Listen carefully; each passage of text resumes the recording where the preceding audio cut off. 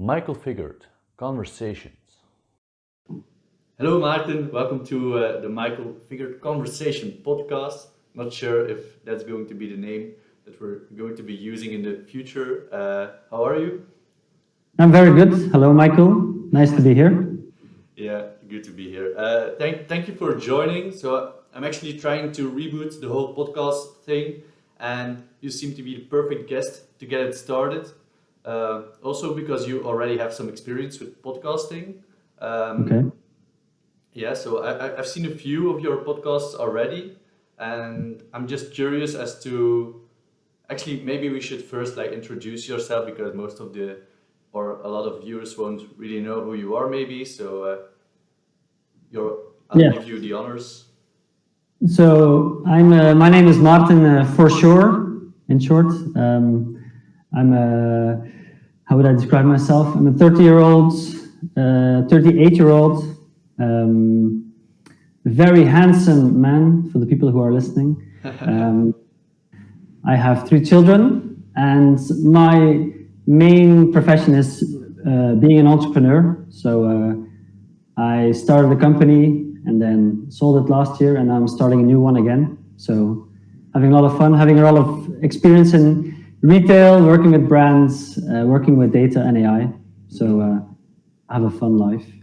So interesting. And actually, so I know you because you were my first boss actually at a company named Clever. Can you tell us a little bit about what you did at Clever or how it came into existence? Yes. So, well, there are 2 stories, I guess. I will tell. The official story is that we were first a data consultancy company working in market research, and we noticed when customers asked us what keeps my customers awake at night. When we looked at the data, the things that really bug customers are very easy, simple things like, do you have something in stock? When can I expect my delivery? What's your address? So people were calling companies to ask those questions, and they were having a pain. And then on the company side, you have those massive customer service departments that were all day long answering these simple questions. So to me, it felt like a great inefficiency, something that could be automated. Of course, these frequently asked questions, why would a human have to deal with that? So I started looking into the existing technology, and I found out that chatbots could be a solution. So even though we were a data agency, we actually built a chatbot for Zep, the clothing store, and luckily I had an intern who was sitting around, had nothing to do. So it was a very small project, but I did fall in love with the concept and the technology. So after a while, we made the bold decision to cut down our market research analytics tasks and focus on building a chatbot technology, because there was a big frustration I had, because the chatbot technology that was out there I felt was not good enough. The conversations were crappy, the chatbots were not good enough to really work in practice. So we built our own technology. So Clever started out as a data consultancy agency, and then evolved towards a technology company that had its very own chatbot, conversational design, logic, and everything. Right. So you kind of discovered the chatbot solution because of the primary goal of Clever in the first place, or so that was already playing in your mind? So that's the official story. I guess the true story is that I'm a big nerd. I'm always reading books, listening to speakers, and finding out what's new in technology. And one day I saw a guy presenting a chatbot for an advertising function, and a light bulb shot in my head, and I was like, wow, this technology has so much more potential than just to be used for ads. So I desperately wanted to have a case, and I found a customer that wanted to try it, and that's why we built it. So that's the unofficial story. Was it hard for you to find companies that were also kind of as innovative as you were at the time, or how did it go? For the first project, you mean? Yeah. Yeah, it's super difficult when you have new technology. By definition, nobody's out there looking to buy it. So nobody wakes up in the morning, at least not in 2016. Nobody wakes up saying, "Oh no, we still don't have a chatbot. We need a chatbot today because otherwise our company can't function." Right? So nobody has that. So there is no real need for the technology we were building. So you have to depend to get started on companies, on people rather, right? The people in the companies who are open-minded. They hear your idea and they're like, we should try this. Probably there's some truth to that double frustration. I mean, if we succeed, we could be the first to implement it. And it's very hard to find those people. So at first, we did have our consultancy company. So I talked to existing customers like, hey, I have a great idea. You could use chatbots to automate your customer service. And they were like, wow, this is interesting, but it's not in our budget. It's not on our to-do list. So we're not interested. Call us back when you have somebody else who has done a successful implementation. So just calling around to people, trying to sell new technology is pretty much impossible. So what we did, I started publishing articles. I did press releases about the potential of the technology.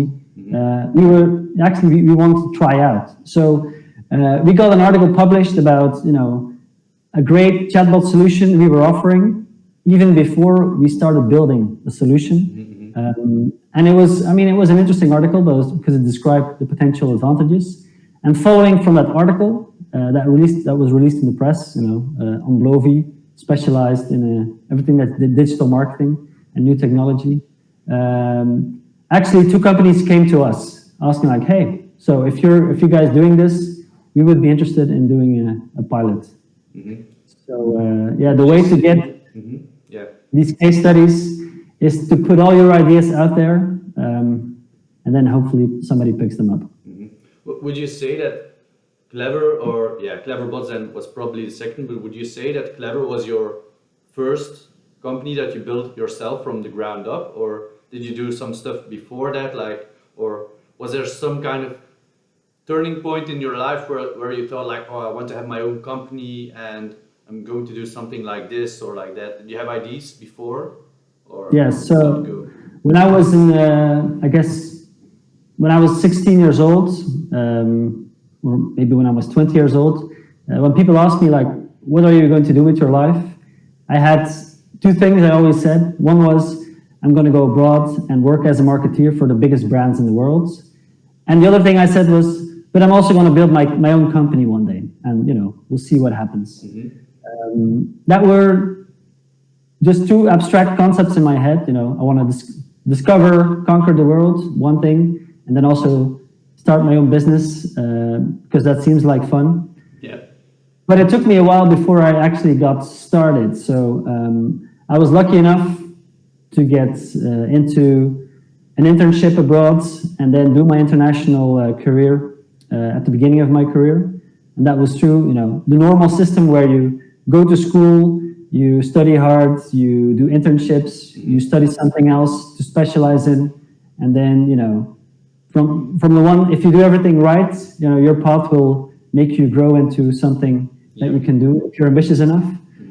Starting a business was something different. It was like, okay, so my wife and I, we spent 7 years abroad, and then we had our baby girl in the US. Yep. So we decided to come back to Belgium, start a family, in a white picket fence and, close to the family and everything. So that was a turning point. And that's when I said, okay, I'm going to start my own business now. Did you mind, or did you kind of had the thought that having a child was kind of not part of the roadmap that you had in mind, or was it all kind of planned out or expected, or I don't know? There's no real, in my life there are two roadmaps, I guess. There's a professional roadmap and there's the personal one. And I don't I keep them quite separate, but it's the personal, it's like the family and wife and kids, that always comes first. they are the big roadmap. And then everything outside of that roadmap is my playing field. There I can do whatever I want. So, when the wife and the kids are happy, I can do anything I want. I will never get any negative feedback or pushbacks. So I'm lucky in that matter. So having the baby was a dream. It did interrupt my professional career because my wife said, I really want to go back to Belgium, which was a surprise because we were both very happy, had very good jobs in big companies in the US. Would you say like having jobs at a big company is kind of a necessary step to get into building your own company, or is it not necessary at all? I don't think so. I mean, it's an advantage in the sense that you get, you can build up a lot of experience very quickly when you work in big companies. Like if you work for the Big Four, they will squeeze you like a lemon, but you will learn a lot out of it. You will work for a lot of different companies on a lot of projects, and you will learn a lot very quickly. But there's and there's also the benefit of making some money. So if you are a bit financially savvy, you can build a buffer that allows you to get started on your own business. Is it something you got from your parents, like being on the financial side? I mean, because like in my youth, I think like the financial kind of upbringing was not that good, I guess. So now I'm learning it on my own. But I feel like if you have the financial upbringing from the start, that really helps. So is it something that came from your parents, or? I guess so. I mean, my parents also had good jobs, so we never, as a child, I never thought about a thing like money. Money was never an issue, but we also never got everything we wanted. So my parents were always very conscious about what they spent, when they spent it, on what they spent. And I'm a big fan of not spending too much money in life because, I think people are just generally happier when they have less stuff. This is something I'm very convinced about. The less you have materialistic stuff, of course you need the basics, you need a good bed and, food and everything. But in terms of having stuff like big cars or whatever, I think the less you have, the better. Which meant that when we were going abroad, so we lived in London, Paris, and Cincinnati, and we always went for the smallest, cheapest apartments that we could find closest to work and to the center of the city. So our quality of life was much more important than having a luxurious apartment. When we went to the grocery store, we would always try the cheapest products first. When there's a shower curtain to be bought, we would always buy the €2 one first because the €4 one was €2 more expensive. So it's just it became sort of a habit. Start from the cheapest and then see if it's really crap, then move up. So looking for the right quality at the right price. It's something I was very conscious about from the start. Yeah. And it gave me a buffer that allowed me to, get a smaller loan, and because of the smaller loan, I could save more, and it kind of accumulates from there on. So I think my parents definitely have an impact because they never had any luxury, although they had sufficient money. And I kind of have the same, I'd rather not spend all my money right away. Yeah. I kind of think the same right now. So at this point, I'm trying to invest in stock market as well, ETFs. So hopefully over the long run, it will be a good thing to do. Although I'm not 100% sure, but they always say play the long game, and eventually everything will turn out well. So that's what I'm trying to do, and especially since the whole situation right now, it's pretty easy also to save more money because there's no parties or no big events happening all the time, so that really helps. Since you mentioned not buying a lot of stuff and just like being happy with less, while we were working together, you had a quote about Marie Kondo. You still remember the quote? Of course. Does it spark joy? Yeah, does it spark joy? Is this something that you use in your daily life as well? For those who don't know Marie Kondo, she's kind of a cleanup, how do you say it? Kind of a cleanup expert, I guess. And she has the philosophy that if you clean up your house and tidy everything, that you'll be more at ease and you feel better. And do you also take that with you in your professional life or in your personal life? Yes, I think it's hugely important, and it's probably my best and my worst habit. If I'm not 100% satisfied, I change, which means that, you know, I changed jobs a lot because I felt like, you know, I wasn't super satisfied. And then when I had my own company, it was cool because I felt like, okay, this is the freedom. If I'm not happy, I can just change my behavior, I can change the company, we can change business model and so on. But also in my personal life, you know, I try to have not much stuff, but the stuff I have must spark joy. If, you know, I had especially in the beginning of the first lockdown, I noticed that actually my desk at home wasn't that great. So I didn't hesitate, and I did spend money on a standing desk. Which I enjoy now very much, and I feel like, wow, it's really adding value to my life. And that's just because I felt like, well, you know, sitting down all day doing Zoom calls is not fun, you know, it doesn't spark joy. Let's invest to make that better. So, and I think it's a good criteria to see what you should keep and what you should you know, eliminate. How many times a day are you standing up right now then, since you have a standing desk? It's like an 8-hour work day, I guess. Yeah. And then, so now you stand up 8 hours a day. Yeah. I do have my chair, so sometimes I sit down to, like, you know, just change position a bit, but I stand up 8 hours a day now. Do you feel the difference in your body or Absolutely. It's a lot less tiring to stand up all day than it is to sit down all day. So I feel like, you know, my legs, you know, have a lot. My head has more energy standing up than sitting down. That's for sure. So you don't need extra energy for. Actually, I don't think you drink coffee, right? You just drink. I drink a lot of tea. Yeah. So you're also cut out to the tea then in your life. Or No. Not yet. Tea sparks joy for me, right? Yeah. I did switch. Or I added green tea as well. So I was drinking a lot of black tea, you know, which gives you a kick because of the, you know, what is it, thein, whatever. Green tea is a bit softer. So I read a book, actually. I have it with me. Make Time. All right. Interesting. You should read it from Jake Knapp and John Zeratsky. Make Time. Make Time. The same one that wrote the Sprints book. Yeah, Design Sprint. So they're two guys, you know, work for Google, wow, but also they're just very passionate about organizing your life in a more, you know, in a better way. And they do this in business. So they're like, if you want to do a project, you know, they have a system to do this project, doing design sprints. But they also have a system for your life.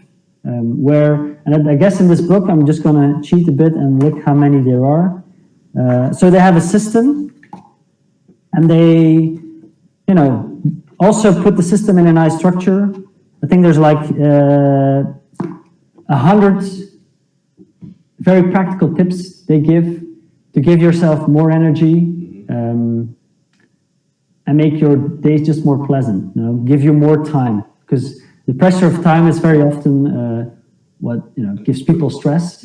So these are 100 tips of how to improve your timekeeping, how to make sure you deliver on time, how to make sure you enjoy your time with your family more, and how to make more time. And one of the tips was, don't drink black tea all the time. Drink black tea until a certain point, and then in the evening start drinking a green tea to give the perfect balance. They also have tips for coffee drink. Then, or what's the reasoning behind it? Because of caffeine? Yeah. So they say drink tea or coffee because they get into the neuroreceptors where your fatigue, I don't know how that works, but where your tiredness would go. So when you drink tea or coffee at the right time with caffeine or tea in, it will help you to survive the day and to get over the boost. But if you drink caffeine in the evening, you're killing your body, you're giving yourself a jet lag, and the next day you will pay for it. And if you do this day by day by day by day, well, in the long term, you're just, burning yourself out because you're not giving your body enough sleep. Yeah, I think half-life of caffeine is something like 6 hours. So after 6 hours, like half of the potent part of the caffeine is out of your system. But so like half of it is still there. So I try to stop at about 5 p.m. Also try to do this at the office. I feel like that helped because some people, they can just drink espresso just before bed and just sleep fine. But yeah, I mean, if you start doing that, then it's probably because they're jet lagged. That's why they sleep. But their body's not liking it. Yeah. And that's what they say as well. I think around 5 o'clock is your last, moment of the day. You can drink black tea or coffee that's very caffeinated. And, have you tried out other rules from the book as well? I have. Let me see if there's any good ones I should talk about right now. So the book is called Make Time. So one thing, like a key element of how they work is they say, people have so much to do, they don't get anything accomplished, right? Mm-hmm. So what they say is like, look, if you want to feel happy, just make sure that you pick one highlight every day, like the one thing you need to get done that day. And if you have succeeded in completing that highlight, you can be pleased with yourself and then think about the next thing you're going to do the next day. Does it need to be a big task or can it be a small task as well? It can be whatever you need to get done that day. It could be a subtask of a bigger task. Like if you want to read a book of 200 pages, you could say like, today I need to read 25 pages. Very often it's something like, for me it's go running today, get my accountancy back in shape, start that project, make sure, the website is fixed, stuff like that. So it could be anything. But if you just, of all the things you need to do, if you pick one highlight, it will give you more joy because you have the feeling you accomplished something. There's nothing worse than working very hard all day long, and then in the evening feel like I haven't done anything or I haven't accomplished anything. Yeah. So that was a good one. I also apply now. Mm-hmm. Yeah, I definitely feel just like planning out your day. Maybe that's just me, but like planning out your day beforehand also really helps in accomplishing things. Because if you don't, maybe some people are really good at it, but if I don't write stuff down to do, like literally, then and my brain is just overflowing with stuff that I can do or want to do at some point during the day. So planning in general, I think, just helps. But I mean, work kind of forces you to do that as well. So yeah, but life is more than work, right? So definitely. But actually, now I also do it in my calendar for my spare time. So, for example, for this podcast, and then preparation for the podcast, and for other stuff on the YouTube channel, I try to plan it out a little bit because if I don't do it, and it could be that there's also stuff in there like watching a movie, for example. Right. So important. That's a good one. We didn't really uphold to that one. One tip is watch movies, not series. Like you can watch a movie every day, but you can't start a series because series eat up your time. So why did you watch the Queen Gambit then? Because I didn't uphold to all of the rules in the book, right?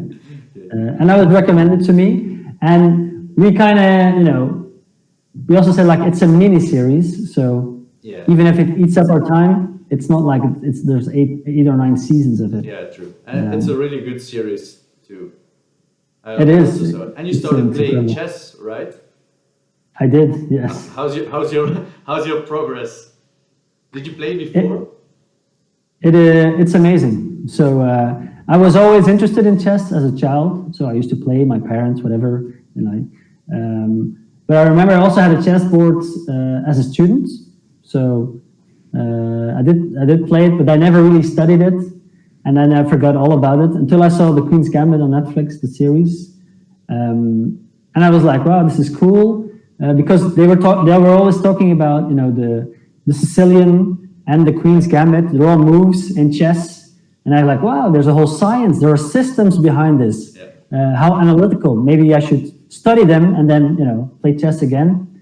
So I got an account on chess.com, which is an absolutely amazing website. I think it's, of all websites, the best one I've ever encountered. It's really incredible how the user experience is pretty, it's crazy because, you can play against other players, but you can also follow lessons and, you can analyze your games.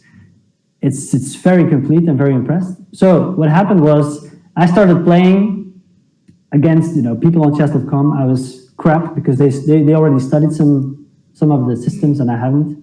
And then I said like, okay, let's try some of the lessons. And then there was a lesson about how to win the game with checkmate in 4 moves. And then with that knowledge, I started playing games again and I just tried the move and it started working. So suddenly my ranking got up because I kind of got the principle behind how can you win in 4 moves? And that principle applies to other parts of the game as well. So I started winning and then I sort of plateaued. And then I took another course on more advanced techniques, and then I started winning again, and I'm plateauing again. So actually, another book I got from the library is The Chess Master. Did you just put your library just next to you? Or? Well, it's behind me, right? Oh, so, and this one is just by accident on my desk, because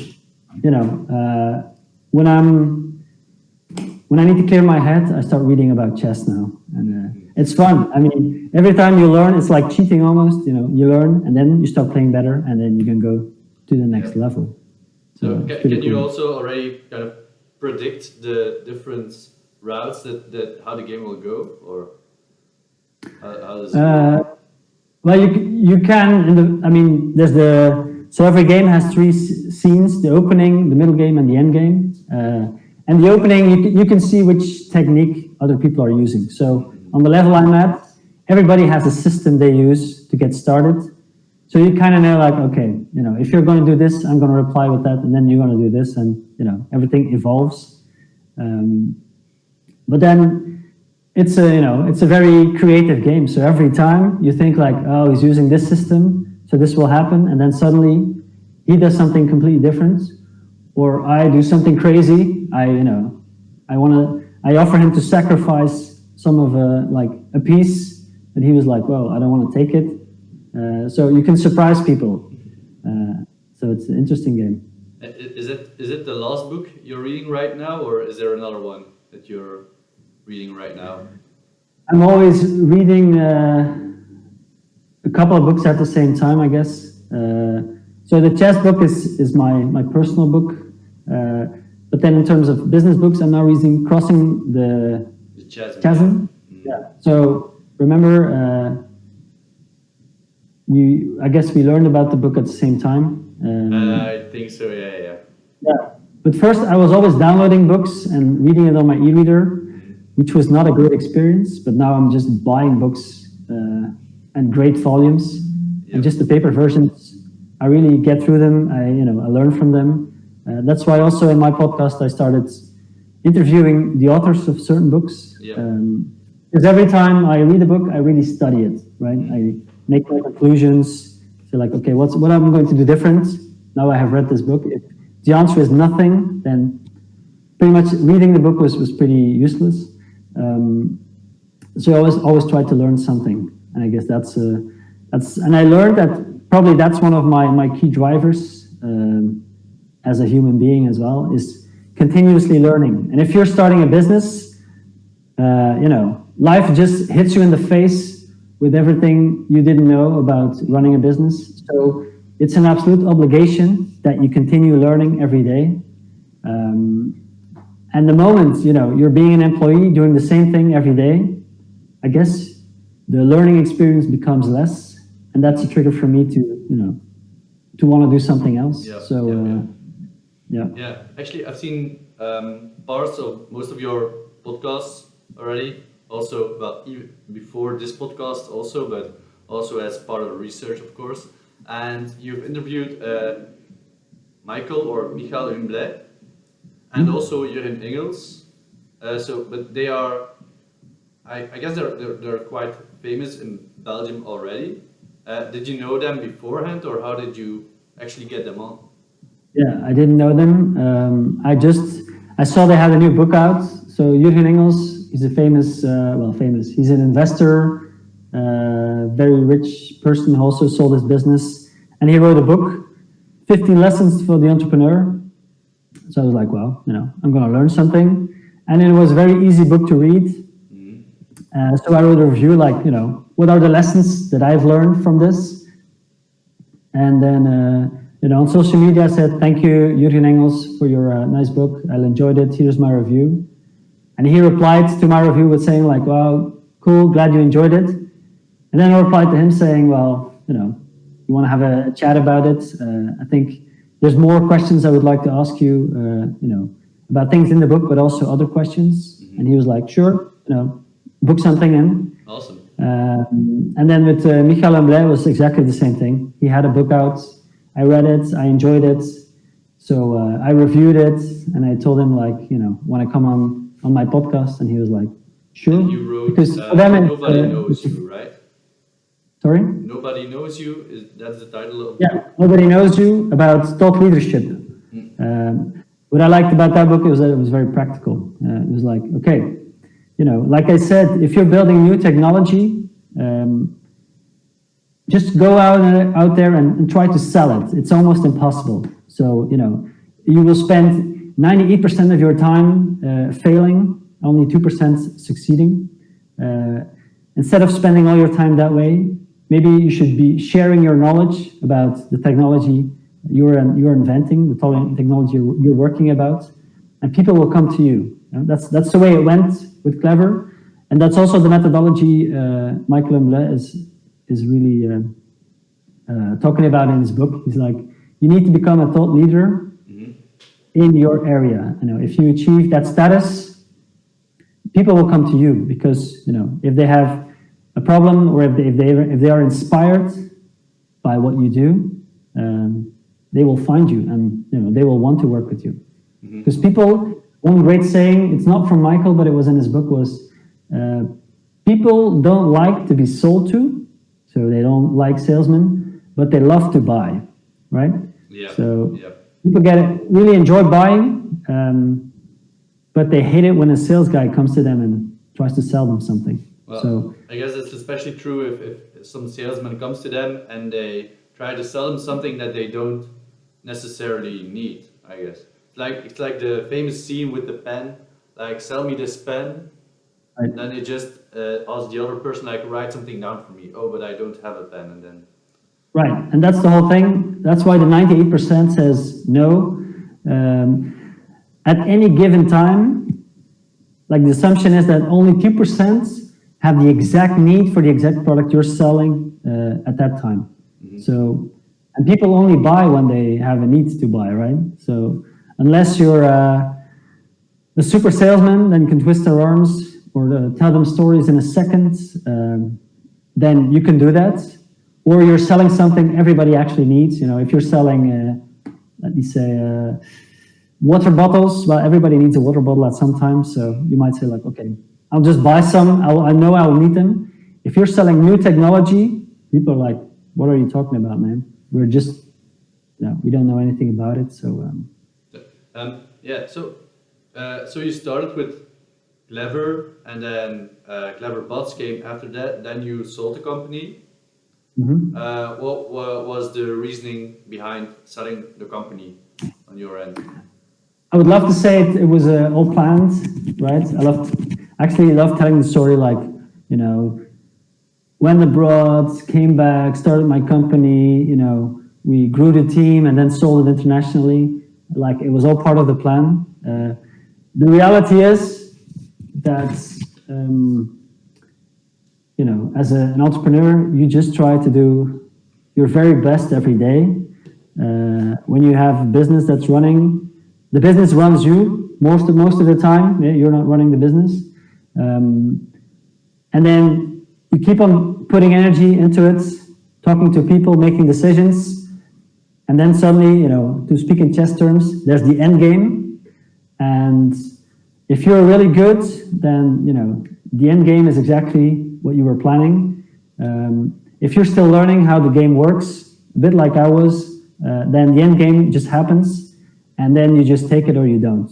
So I guess we realized as a company that the Belgian market was going to be too small, or we're not going to survive in the Belgian market alone. So I deliberately did talk to investors internationally. I was looking for opportunities. And one of those guys came to me like, hey, we have an opportunity here. We're not going to invest in you, but you should work together with Zovu, who's going to be a great partner for you. And then as soon as they discovered the technology we built, they were like, well, we're not going to work with you. We would like to acquire you if you're up to that. And then it was October 2019, and it was a decision that needed to be made, right? So it was like, shall we continue on our independent path for world domination, or become a part of a company that's already working with Amazon and Miele and all the big brands in the world? And I guess, we've already been through tough times before. So because of not finding the right customers, our money running out, everything, any decent entrepreneur should experience, I guess. Yeah. But for me, it was like, okay, this is the perfect, ending, the perfect exit.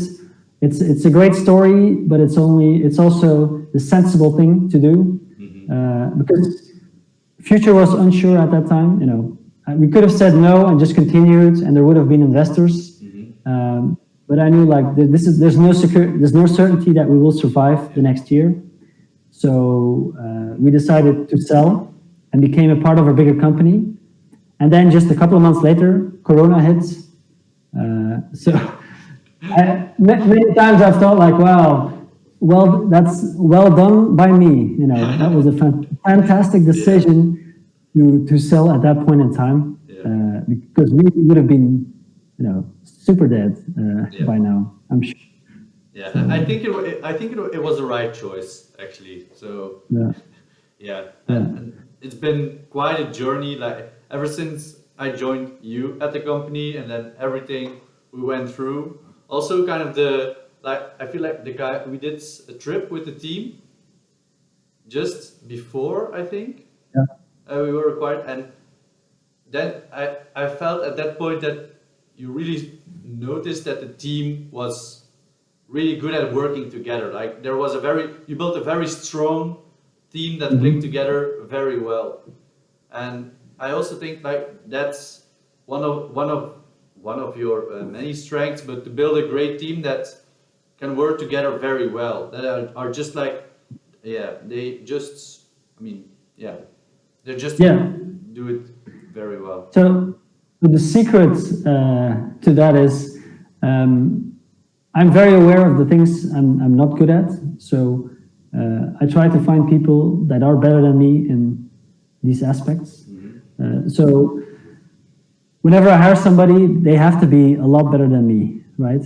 And I'm not too bad, so whoever I get will have a significant added value to the team.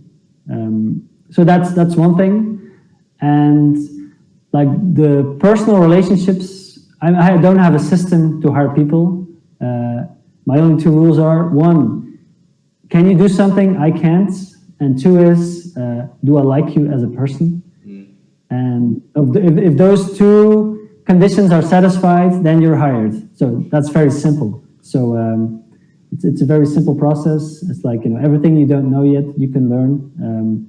Up until what point do you think that actually works? Like, I feel it works for small teams up until a certain threshold, like, I don't know, 20 people maybe, something like that. but maybe after that, or maybe then it's more on team basis, right? Like not the I entire company, or how I do you see it? disagree. So Okay. I think if you were a company of 100 people, I would still expect people to be better than I am in some aspects and to be But yeah, enjoyable to spend some time with. So yeah. I think it I'm, goes for every size. I was thinking about part where the people need to be getting along. Like everyone needs to get along. Yeah, if you have the right people, that works out, right? We didn't have any.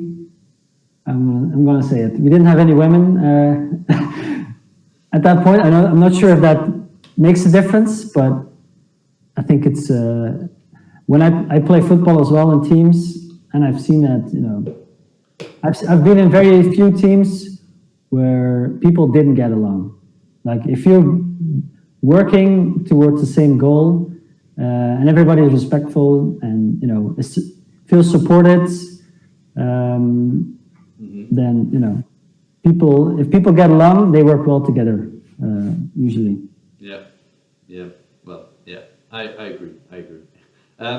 So since you've sold the company, are you working on something else right now, or what's Yes. your next big dream? Let's say. How do you So- call it? The B hack. The B hack, yes. Yeah.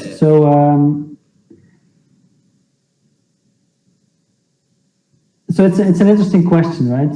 So I when I saw that and then left the company, my first idea was like, I'm not going to do anything for a year. That's first, for a week that was in my mind. Like, I'm just going to take a vacation. But that only took like 1 week. That was it. Like after 1 week, it was like, what kind of maniac, takes a year off? I wasn't able to do it. So I started thinking about the things I enjoy doing, and I started thinking about what should I do? Should I, start work for a company, or start freelancing, or do something else? Start a new business. And if I would start a new business, what should I do? And then, I went through over all the options in my head. Like, there's a system. There are systems about how to make decisions, and it's all about, be passionate about what you do. Make sure that it's an added value to other people. Have a purpose, and then you will find the right thing. And in the end, I did a whole exercise, and I came back to, well, I like working with data, and I like working with retailers and brands. So exactly what I've been doing my entire career. So I decided, okay, let's start again. Let's start again from scratch. Think about a new solution, like the time we came up with the chatbot idea. Let's discover new technology or new principles that could help us help other companies being more efficient, selling more, and so on. And I've been doing a lot of experiments. So it's been a blast the past couple of months. So everything that jumped into my mind, I believe execution is the most important thing. So everything that jumped into my mind, I built something around it. I tried to make it work. And almost everything failed. And then suddenly a couple of things do work. So I called it the data arena. Some of the things that failed then? Yeah, for example, we started a marketplace for local shops so they could go and sell their stuff online during the lockdown.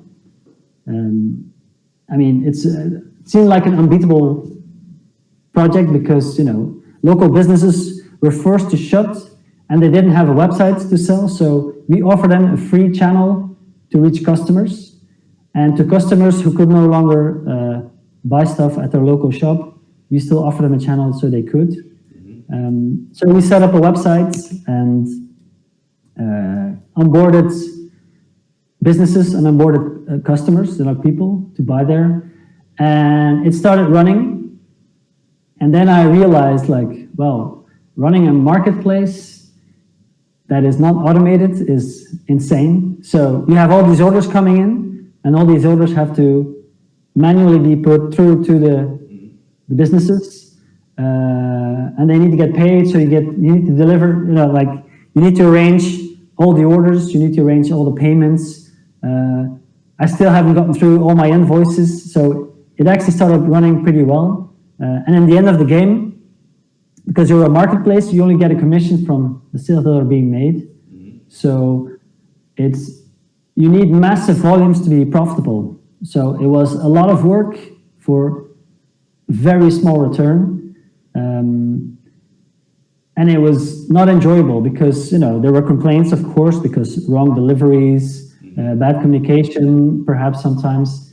So customers, sometimes like 1 in 500 orders were not done correctly. So, but if you have a lot of orders, just customer support you need to do. Then there were suppliers that didn't understand the system, that didn't know how to work with Excel, and that was a mess as well. So, is that something specifically due to the small local business owners, or? Yes, probably yes. So it's like you have to buy local, and we have to get our local businesses up to a level where they can get into e-commerce. But the people who own the businesses are not ready. They've been doing their electronic shop for 20 years. They're used to selling, on the counter. They're not used to opening a computer to sell their stuff or deliver it. Do you believe there's a future for local businesses that do not jump on the e-commerce train or the digital? There is absolutely a future for local business online. But not for existing. Yeah, so if you're an existing local business and you don't have the people, or you don't have the understanding of how e-commerce works, there is no future online for you. No. Even if there were very, very easy platforms, we were doing everything for them, but they still were like, yeah, we don't know how to do this. So, do they think they will survive without the digital part of their business?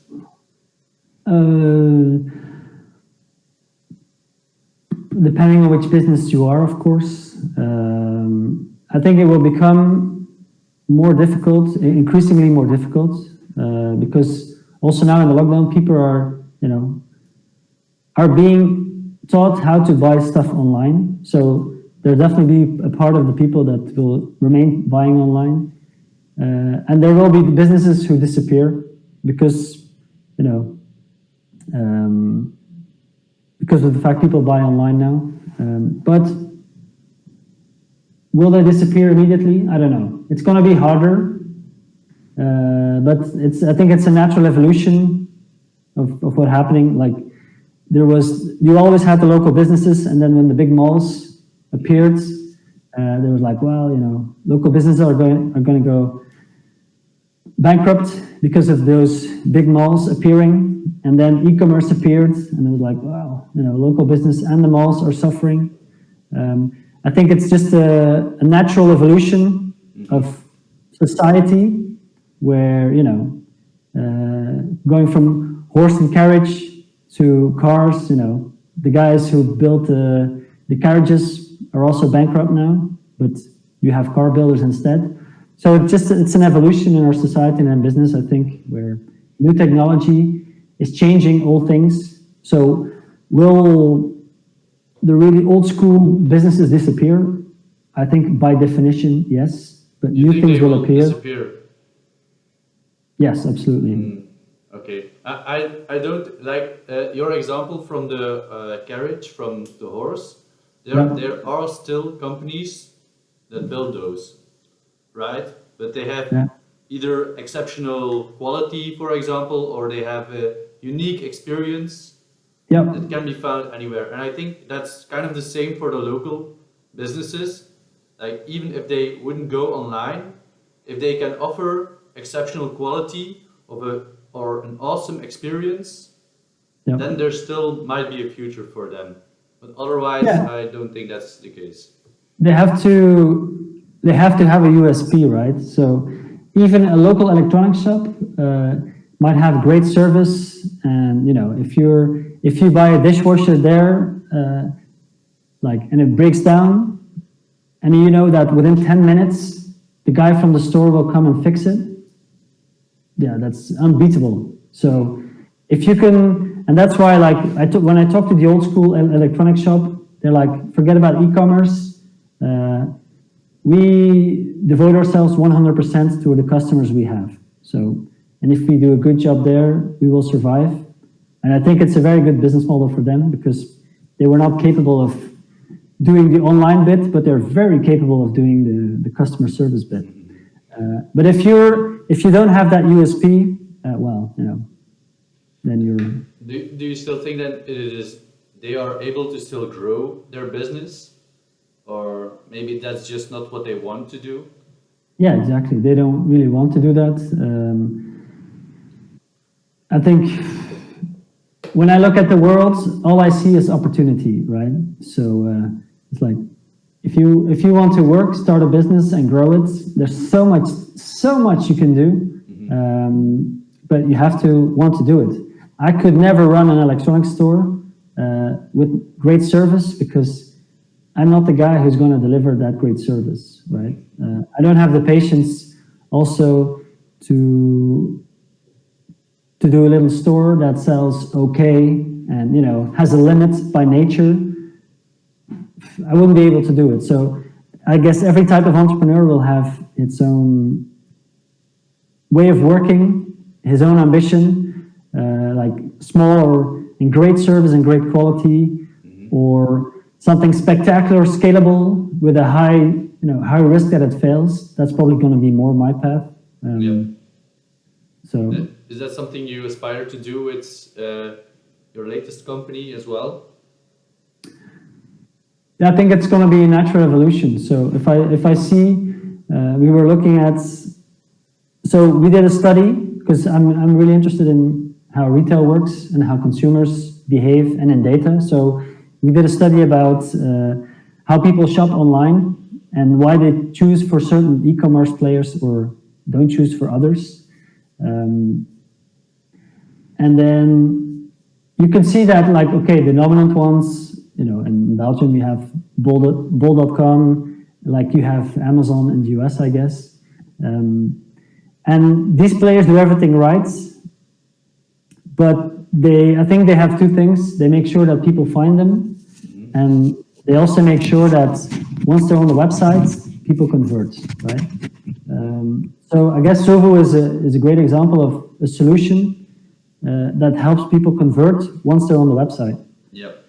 So, and I was thinking okay, so if you work on how do people get on the website, right? How could you achieve that? Then the classical answer is, well, you could optimize your SEO. Then I was thinking, how can you optimize your SEO? Well, make sure your content is perfectly for the things people are looking for. But then when you're looking at, for example, Amazon or bol.com, I don't think their content is so impressive. So I'm thinking, they actually need a tool like Zovo to make sure they convert, but how does their SEO work? So I was experimenting, okay, what happens when I write articles about products, giving them the recommendation? If they could do it like that, they could actually be found. And now I'm thinking about how inefficient it is to write content. So now I'm thinking about how could AI actually write the content? If you know their products, you know what the reviews are. Couldn't you build an AI solution that just writes all the content so you are SEO optimized, so people find you more easily? Why would you need a digital marketeer to optimize your SEO? Why couldn't do you know about GPT-3?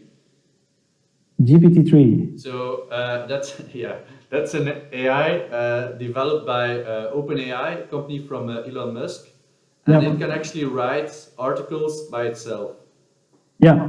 So you just feed it a few sentences, and then it can create a more or less coherent article. I don't know how SEO optimized it would be, but I mean, I've seen some examples and it's really impressive. Yeah, so that's where I'm experimenting with right now. So it's quite cool. It's definitely less difficult than you think. If you follow a certain template and if you manage to get the right data, I think it's possible. But I haven't seen any practical example of an AI that writes product recommendations so that are optimized for SEO. Yeah. It's not something I've found yet, so I'm building one right now. Yeah, that's awesome. Yeah, they are allowing people to use an API to use the GPT-3 solution. I think haven't tried it for myself. Probably won't, but I'm looking at the outcome of things. And I mean, the articles that it produces, they are almost indistinguishable from content that is written by humans. Yeah, well, that's the nice thing, right? If you go online, you're looking for like which gift to buy my girlfriend, or in your case, my grandmother.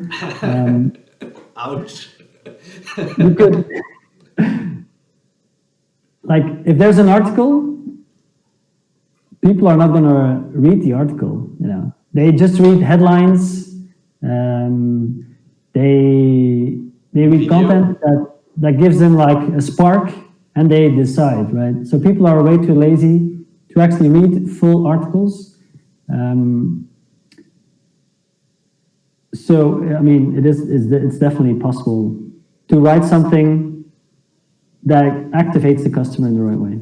And do you think having this automated content is something good for society? Like, you also see these deep fakes, for example, or even I've seen examples of I think a South Korean news presenter, and she wasn't real. It was all computer generated.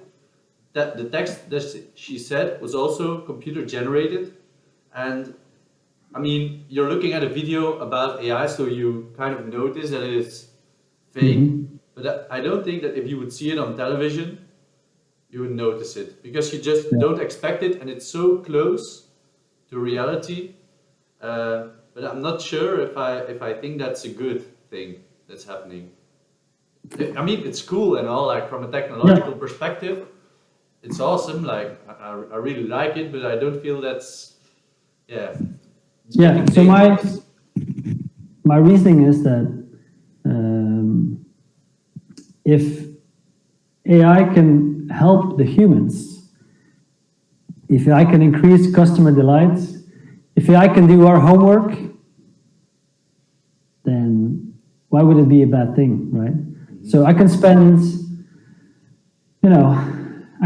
3 hours trying to figure out the best present to buy my grandmother, or I can find in 5 minutes an article written that says, here are the 5 top products that we can recommend to buy your grandmother.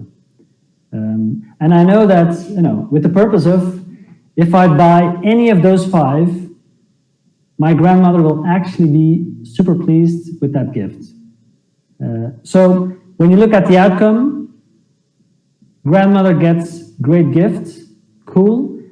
I spend less time researching websites or online, trying to figure out what 70-year-old people like. Also cool, I want time. So I would say, like, who is harmed in the process? I think when you have bad intentions, then there's a problem, But that's not because of the AI, that's because of your bad intentions. Like, if you want to scam people using articles that are written by AI, are you going to blame the AI, or are you going to blame? I blame the people who use it in the wrong way. Or the people that built the AI in the first place.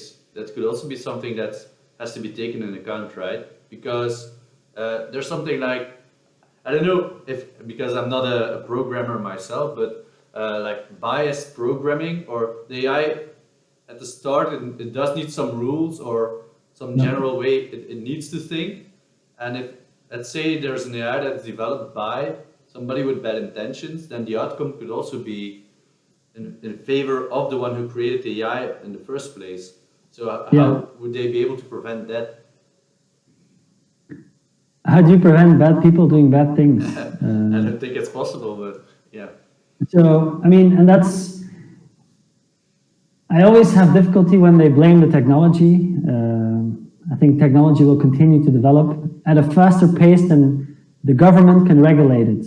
So the front runners will always like create unethical solutions that are potentially unethical, because of course, by definition, the governments will not have thought about, well, okay, this is going to happen. So they can't regulate something that's going to happen.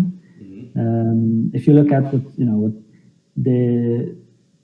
how they're dealing with Facebook right now, they're catching up, right? Facebook has been around since, 2004, something like that, something crazy. Yeah, something like that. So now they're catching up like, maybe, social media isn't that cool after all. AI is going to be the same thing.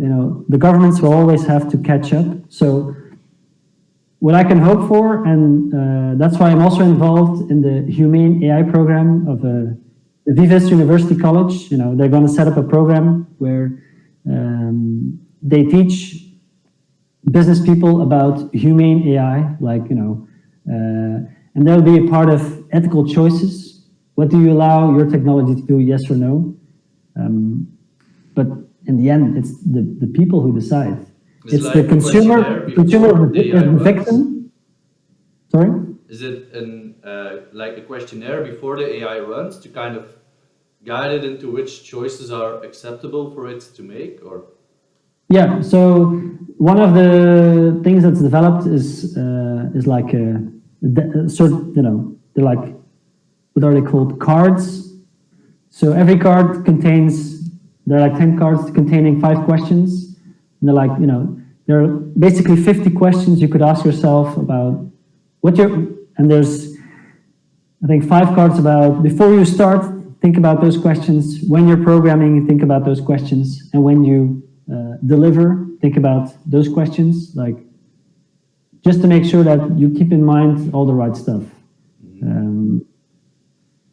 So that there's a framework being built, but there's also a difference between a framework that's there to help you guide to make ethical choices, and also just following them or not following them. Yep. It's not because the framework is there that you will follow them. So I'm very interested in seeing what's going to happen, because of course people with bad intentions have always been front runners in using technology first. So like on the technology part,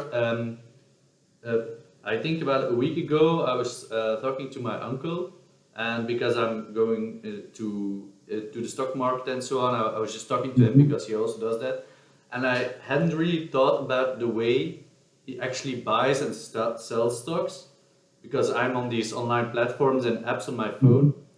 I just asked him like, okay, but on what platform do you buy your stocks? He's like, oh no, I always go to the bank.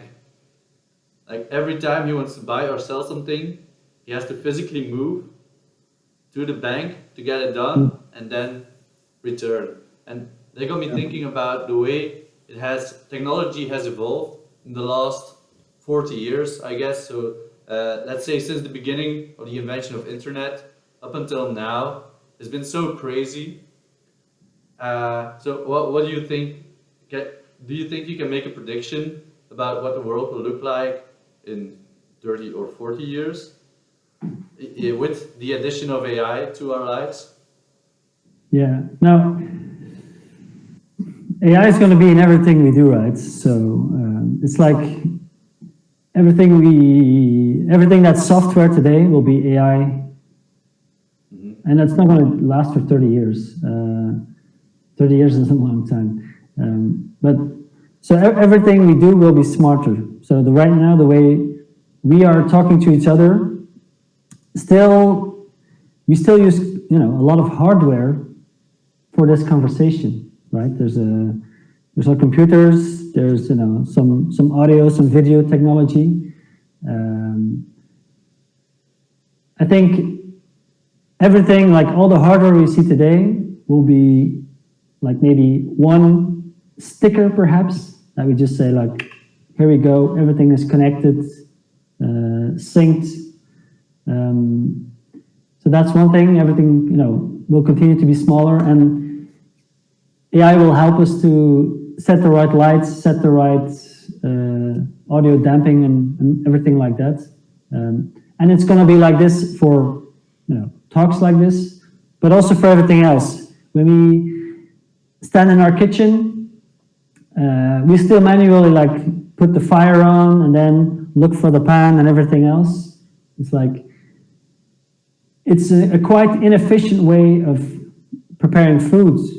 What if smart devices could just light up exactly when we need them, with the device, with like the pots and the pans already on them? What if the groceries, the ingredients we need are already in our fridge? That's already opening up and already throwing them into the pan. I think all these things are perfectly possible, and we're still thinking in a way kitchen works today. Probably the whole process will be like a microwave today. Like, oh, it's easy. You just put stuff in, push a button, and it comes out heated. Probably a kitchen will be like, well, I'm hungry. Make my food, and it will come out like, we knew you were hungry. Here's your food. Like, I would like to cook something else today. Will be okay. Just say what you want to cook, and then the great chefs will be the guys, DJing their kitchen, and it will flow out. So that would be nice. And you can do this thought process for every single action we do every day. Like bathrooms will be hilarious, I'm sure. Bedrooms, the same thing. Like whenever we think we need something, it will be there. Like, oh right, cool.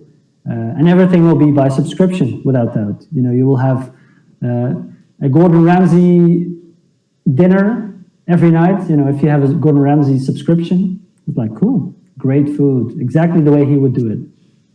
Do you think everything will become a subscription? Like, for example, the software packages from Adobe, the Adobe Suite and Creative Suite and so on, they are already subscriptions, and you already have things like Netflix or Uber or Airbnb is not a subscription, but I mean, technically it could be, I guess. Like for a monthly fee, you can just stay at any place in the world you like.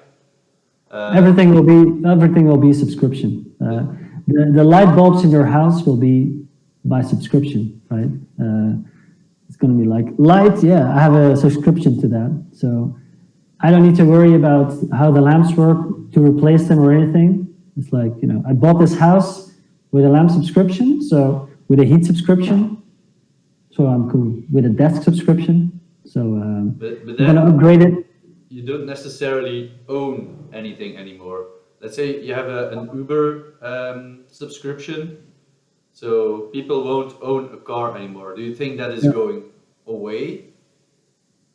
Like owning things that are only for you? Yes. And being a person that doesn't like to spend money, I guess, in the long run with subscriptions for companies. Sorry? That there's more money to make from subscriptions in the long run. Well, it's money to be made, and there's added value for the customer.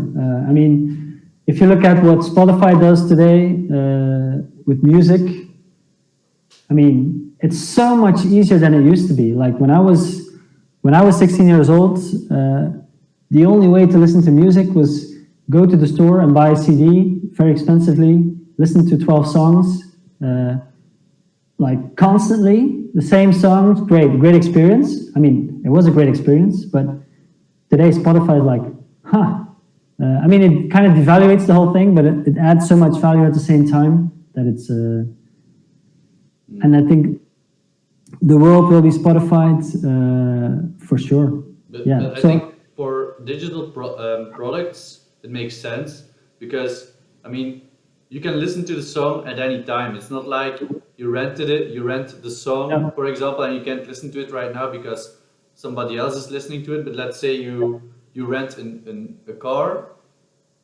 then it's only you who can use it. It's only one person at a time, and then it's not, you don't really own it. I think there's a distinction to be made between the digital products and using that in a subscription model and physical products with a subscription model. Okay, I don't think so. I think, if you want a car, you have a subscription to it. Great, why not? I mean, you pay for your car anyway, either if it's a lump sum with a car that slowly degrades in value, or you pay a subscription for a car that, whenever it's broken, you just get a new one, because you're paying for a service, right? You're paying for transportation. You're not paying for the atoms anymore. You're paying for the service of transportation. For cars, maybe that's kind of the leasing construction already. So for some things are more obvious than others before, like for a desk chair, it's a subscription, okay, which means that I don't have to buy one. I just have an IKEA subscription to all of their furniture. And when I'm tired of this one, I just say like, okay, let's switch it up. And then this one goes to a cheaper subscription because it's used desk chairs. So people who didn't have the money to buy a very expensive desk chair then get the one I used, still in perfect condition, but they also have the value from it. So I believe it's going to do good for also that's everything that's like fast fashion or the way we're spilling resources on goods that could be reused easily. I think it's going to be a positive evolution. Now that you mention it, for IKEA, that would be nice. I think like every few months, maybe switch around the furniture a little bit, like new chairs or a new sofa or new plant. A new plant, perhaps. What's wrong with my plant? I know, but it would have been great if it was a subscription. Like, I have this plant, but if I don't like it, I'm just I just go to the app and say like, okay, switch around, and then tomorrow some dude comes, says like, here's your new plant. Let me take the other one. I should also take a watering subscription as well because I always forget to give it some water. Yeah. No. You could, and then you have to. I mean, I'm sure they can invent systems where you attach a banner to your plant, and then it just gives it water when you need it. Yeah, definitely. I think, like for the book part, I think there's also already a subscription model. No, do you know of any? For books? Yeah. Yeah, it's called the library. Yeah, that's easy, right? If they become just a little bit more digital and they start delivering books, they have all the infrastructure. It's amazing. True. Yeah, that's. I mean, libraries are government based, right? Or at least in Belgium they are. I don't know what the situation is like around the world. Yeah. Actually, so my chess book comes from the library, so my wife's a big fan of the library as well. Are they still open? They have a good system, right? If you go to my library in Belgium, you can find all books in all libraries that are in Belgium available. And then if you want one, it costs like €1 to bring it to the library closest to you. Mm-hmm. So just because of the fact that I'm reading books no library has, of course, that's a bit of a pain. But if you read fiction, I don't see why you would ever buy a book, really. Yeah, for fiction, I think it makes sense. I think libraries mostly have fiction books and not so much non-fiction. Did you always read non-fiction books, or was it a recent switch? Or I read a lot when I was a kid. I read everything. I see that with my children as well. They read a lot. I think it's good because it's the best way to learn. Then I became a student and I stopped reading because I was partying too much and everything I had to read was my course material. And then I started reading again much later. I lost quite some years. So I've not always read non-fiction books. Sorry? Weren't you going to write your own book at some point? Yes. I still remember you were going to write one. I actually came up with a second idea, but that's now back to the fridge, like they say. So is it maybe it's not planned anymore? It's not planned, no. Because I need to focus first, right? So I enjoy doing my experiments, but at some point in the next, I guess, year, I'll have to grow up and choose what I'm going to specialize in and go all in on that topic. When I have that topic, I may write a book about it.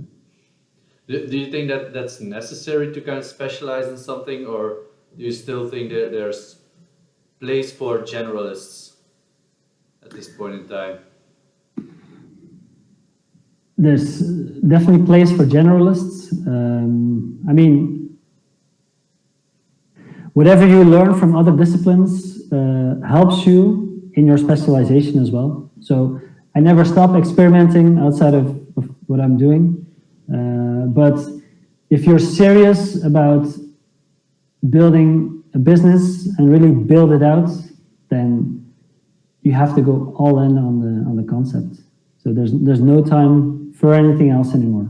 So, and I guess, I think with Clever we did a lot of the things badly because we were just learning. But one of the things I'm happy about is that, I made some very all-in decisions. Like, there were shareholders who were leaving. I could have said okay, let's do something else at some point, multiple times. Customers, project that didn't go well, technology that didn't work well. At many times I could have said let's pull the plug, nobody gets hurt, and we can have a nice finish here. But I kept going all in up to the point that I said okay, this is not going to get any better than this. So going all in, I think, is an absolute requirement to get the best possible result you can get. Do you think perseverance is the most important thing you need to have as an entrepreneur, or what does it take to be a good entrepreneur? I think the most important thing is to enjoy what you're doing, first of all. Because if you're doing it as a job, then you're in trouble, because it's the worst job ever. If you're doing it because you love it, then it's not a job, and it's easy to persevere in doing something you are passionate about, I think.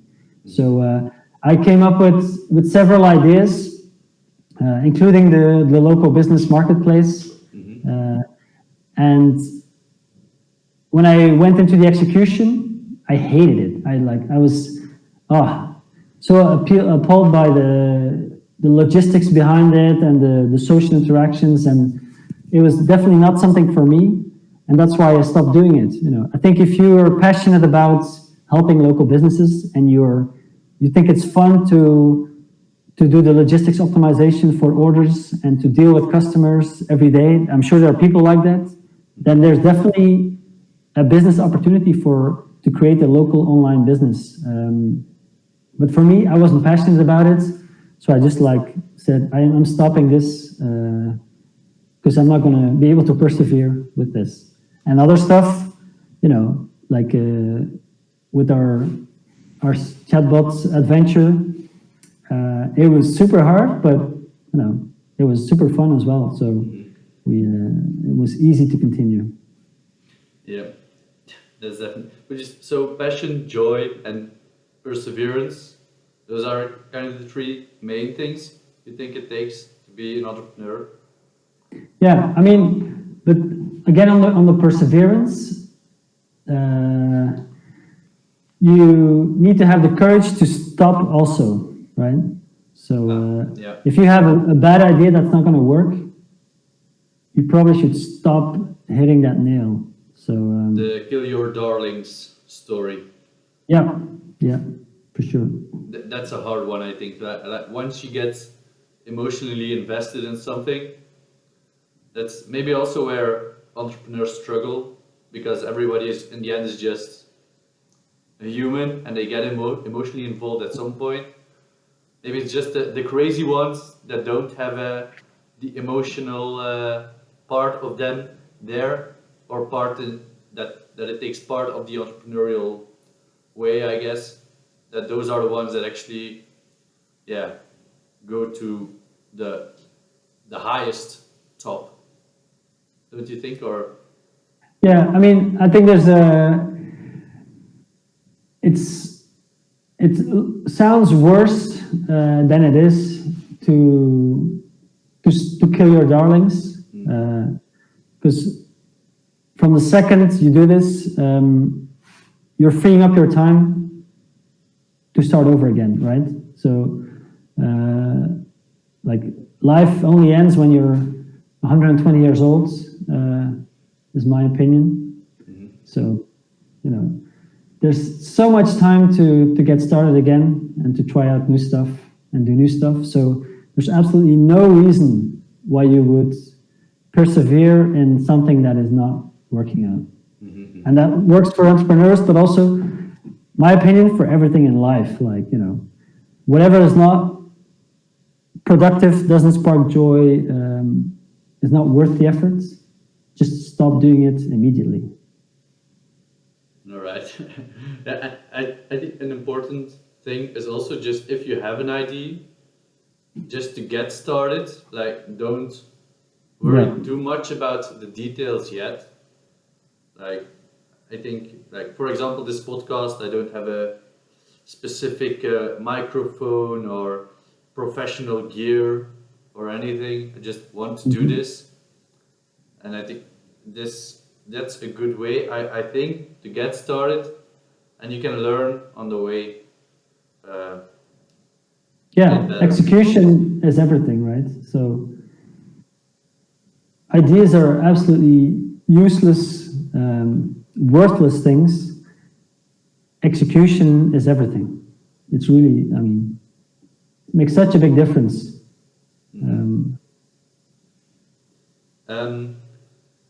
Maarten, so since you're the first guest, I also want to give you the privilege of asking a question yourself, and then you can either answer yourself or we can both answer it.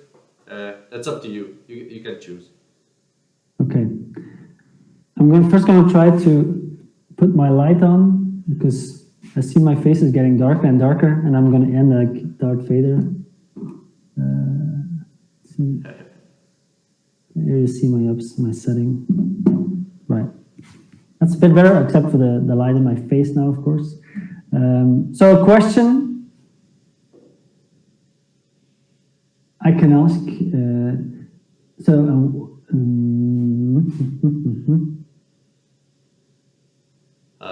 That's maybe something I could have asked in advance. Yeah, think about that one. A question I can ask, and then I can answer it, or you will answer it. Depends. What you prefer. Let me think.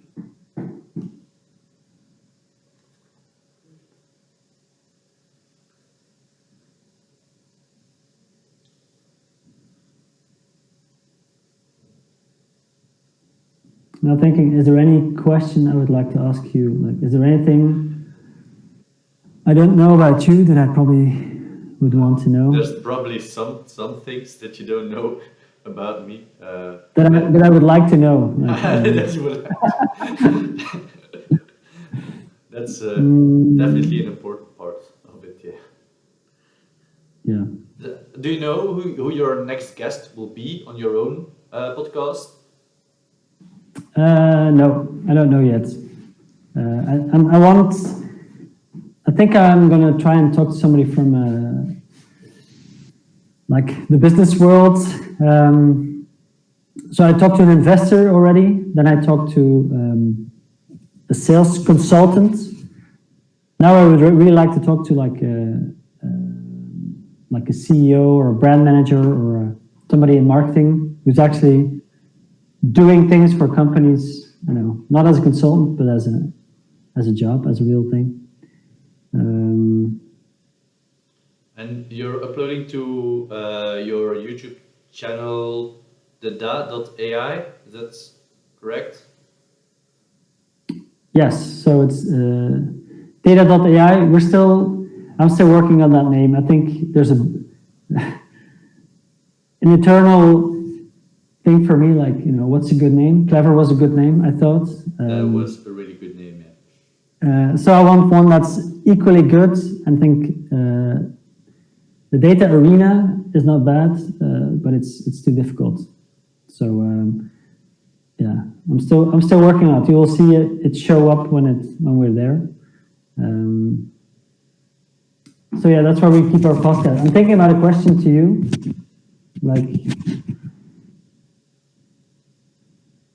when do you think how big is the chance you will think you will start your own company in the next 5 years?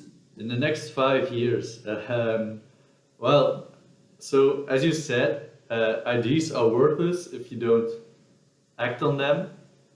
I always have a lot of different ideas, and I'm quite vocal about them to people that want to hear about them. So that's also kind of the reason why I'm now rebooting this podcast thing and my YouTube channel as well. Because I mean, I'm always talking about it, but I should execute more, I guess. And then there's that could be considered a company already. I don't know. What is the definition of a company? Like, if it makes money or? Yeah, it has to make money. If there's an expression for it, right? Basically, it comes down to, if it doesn't make money, it's a hobby. Right? Okay. So then I need to get to the road to, what is it, 1,000 subscribers and 40,000 hours of watch time on YouTube. So not there yet. So yeah. So is that your business model you're going after? No, I do have a content an agency, basically? I do have some other ideas, but I think I need to pitch them to people that... The thing I'm not the best at, I think, is asking for help when I can't do it by myself, which is something I definitely need to learn, because nobody in history is ever like completely self-made. Like, they always got help or knowledge or something from somewhere else. So I'm trying to act on that first to kind of get my network of people that I know I can talk to, or can get me in contact with people I can talk to that will help me realize it. One of the things, the company, and I think I told you before, is the company that has, it's water 2.0 or water 3.0, that has caffeine and theanine in it, because the hydration part really helps for your health. And then better than coffee, so without the crash of coffee, but still with the energy from coffee, is having theanine and caffeine together, because it's kind of like a synergy. But I haven't done anything tangible yet. I'm talking to someone who can help me with it. But yeah, we'll see in 5 years if there's a company. I really hope so. I really want to start a company. If that's what you're asking. Like, I want to be, the one that has an idea, acts on it, and builds something from there. If it's going to be in the next 5 years, I hope so. Yeah. I'm not sure. That's I think entirely up to me, I guess. Yeah. Well, your first step, I think you're doing right, is talking to people, right? You need a network. That's very important. So you can't ask for help if you don't know people, and if they don't know your idea, then it's useless. So step one is build a network, and that could be, there are organizations that help young entrepreneurs meet each other. They're perfect for that. And then the second thing will be like to pitch your idea, and then, I think you pitched it to me. I think it's a terrible idea, but not a lot of people are convinced. That's true. Yeah, that could be a good thing, right? So, like when you like there's a book called The Mom Test. It's also in my library behind me. Have you read it? No, but you talked to me about it before. That's how you get feedback. And even still, if you have a true innovation, people won't understand it and tell you it's a terrible idea. Yeah. So me telling you I think it's a terrible idea, doesn't mean anything. Because you will have 98 people telling you it's a bad idea, and then you have 1 or 2 people that will say like, "Oh, I'm going to build this with you," and then you're off to the game. So I think there's 2 ways of looking at it. Like I read somewhere, like if one person tells you you're doing it wrong, then you shouldn't believe it. But if 10 people tell you you're doing it wrong, then maybe it's time to kind of reevaluate what it is they are saying that you're doing wrong. But then again, as you just said, innovations or some ideas are just not liked or comprehended by anyone until they are actually executed. And then they become a success. So, You're taking the more difficult route, right? Same as we did with our chatbots. So you're inventing a new water that looks like water, tastes like water, but has completely different ingredients. This is not something people, are looking for. Nobody goes into the stores today and starts looking for water that isn't water, right? So you're selling something people today don't know they might have the need for, which is way harder if you would tell me like, I'm gonna, make nice cocktails and give them a nice branding, and I want to be, an online cocktail seller. The chances of starting a business as an online cocktail seller are pretty big. If you want to do that, all you have to do is find the design of the bottle, get a nice logo, start your marketing, and you can start selling. That's really the easiest way to get started as a business. Is look at what are people buying and then sell what people are buying, because you know that there's a need for that product. If you come up with something people don't buy today, then you're taking the hardest possible route there is. So good luck. Thank you. Sometimes I do tend to take the more difficult routes on purpose, I think. I mean, that's kind of how I'm wired, I guess. But yeah, if the only goal is to get a company within 5 years, then I should find an existing solution and try to solve it. That's definitely true, I think. But if you're going for the passion and the perseverance and the motivation to do it, then maybe it doesn't really matter if it's an existing problem that needs a solution, or if you're just making something because you are convinced that it's a good thing. Yeah, of course. I mean, the problem I have is that I'm not very attracted to existing business models. So I try to invent new stuff. I actually wish I would be like, that's why I spend a lot of time looking at what are the things I can do,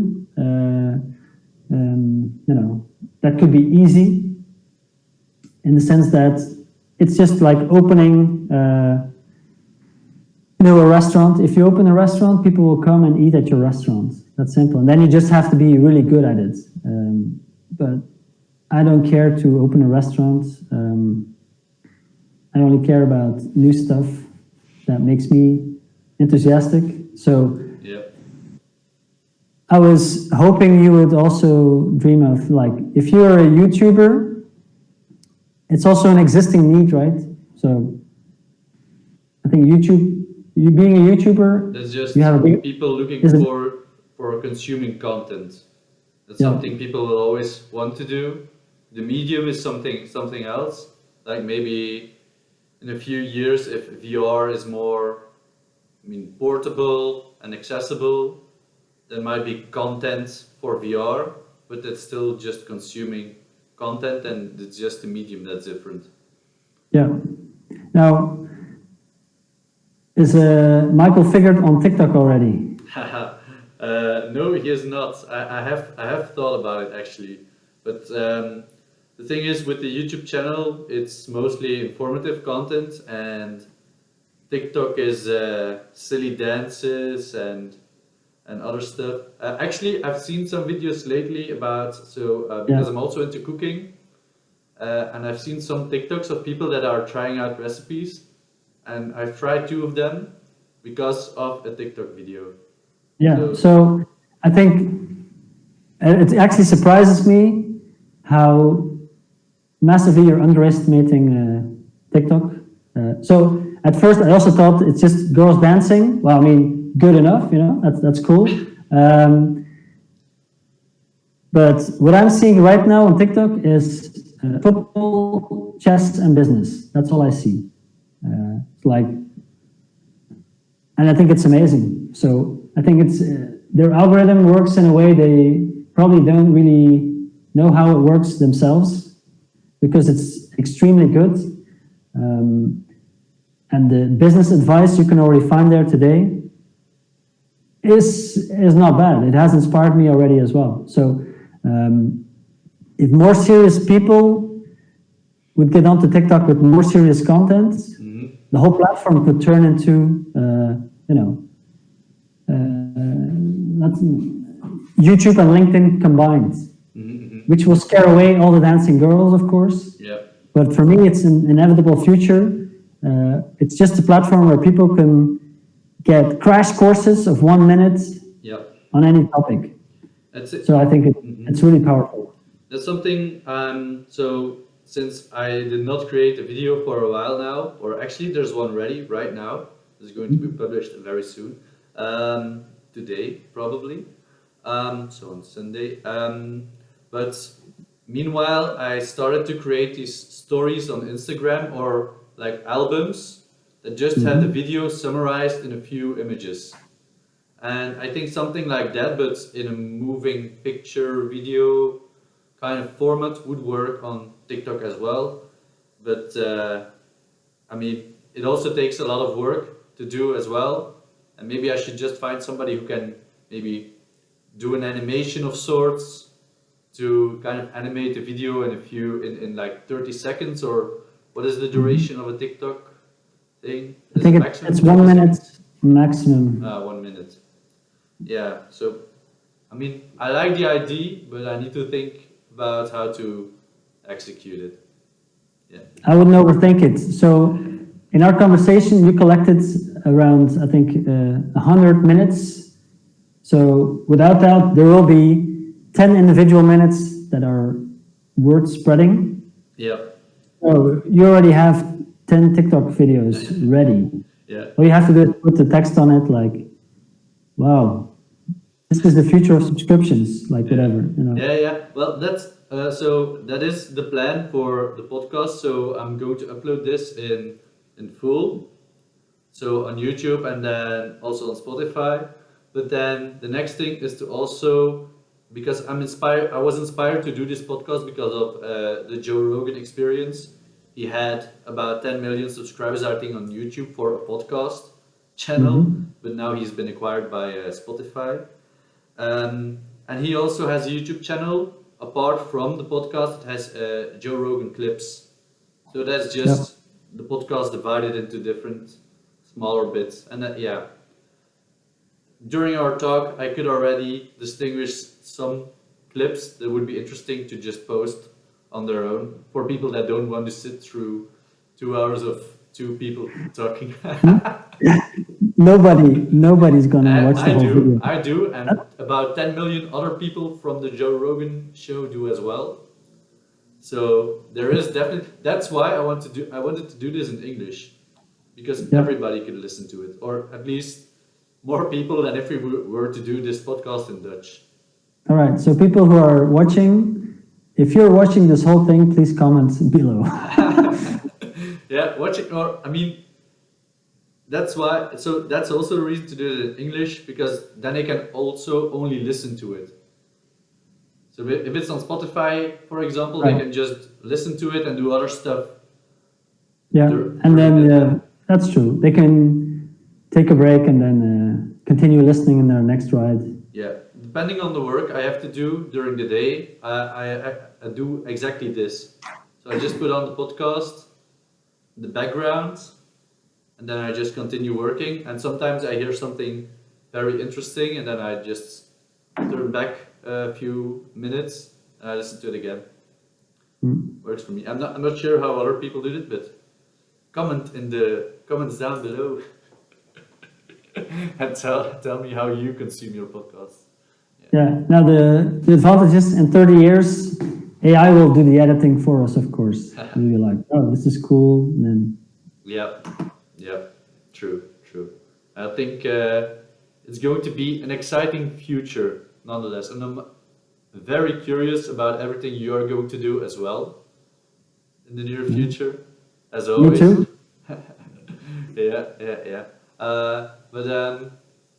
Yeah. Maarten, I want to thank you for this conversation. I really enjoyed it. I didn't think we could do 2 hours, or I don't know exactly how long this conversation is, but I think something like 2 hours.